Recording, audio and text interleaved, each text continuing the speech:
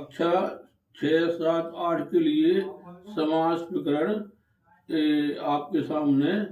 समास के तात्पर्य संक्षेप करने से है दो शब्दों को जोड़ने पर उनके बीच के शब्दों या कारक की विभक्तियों का लोप हो जाता है। इस तरह शब्द संक्षेप हो जाता है, जैसे माता और पिता शब्दों के मेल से माता पिता शब्द बनता है।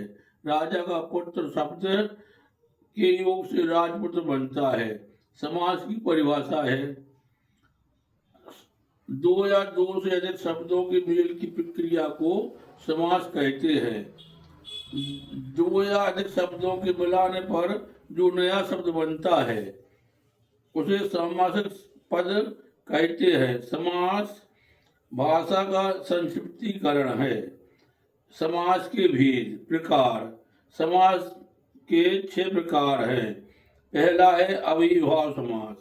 इसकी परिभाषा है जिस समासिक पद में प्रथम पद अव्यय हो और वही प्रधान हो अथवा किसी संज्ञा या अव्यय की आवृत्ति हो उसे अव्ययीभाव समास कहते हैं। जैसे प्रतिदिन, यथाशक्ति, आजीवन, बार बार, उपमंत्री, धीरे धीरे, भरसक इत्यादि। अब विग्रह कैसे करना है? इसका विग्रह अव्यय के साथ ना होगा, अर्थ के साथ होता है। यथाशक्ति यानी शक्ति के अनुसार, प्रतिदिन यानी रोज, इस प्रकार विग्रह होता है। आजीवन यानी जीवन भर।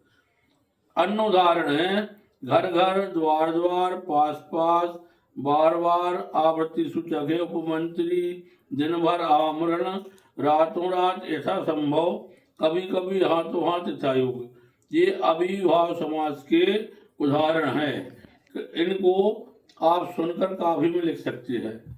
दूसरा समास है तत्पुरुष समास। इसकी परिभाषा है जिस समास का उत्तर दूसरा पद प्रधान हो तथा कर्म से लेकर अधिकरण तक की विभक्तियों का लोप हो उसे तत्पुरुष समास कहते हैं। अब इसके उदाहरण देख लो। जैसे सूर्य कृत्य, सूर्य के द्वारा कृत्य बनाया गया, ये करण तत्पुरुष है। मार्ग व्यय, मार्ग के लिए व्यय, ये संप्रदान तत्पुरुष है। देश भक्ति, देश के लिए भक्ति, संप्रदान तत्पुरुष है। ऋण मुक्त, ऋण से मुक्ति, अपादान तत्पुरुष है। धर्म भ्रष्ट, धर्म से भ्रष्ट, अपादान तत्पुरुष है।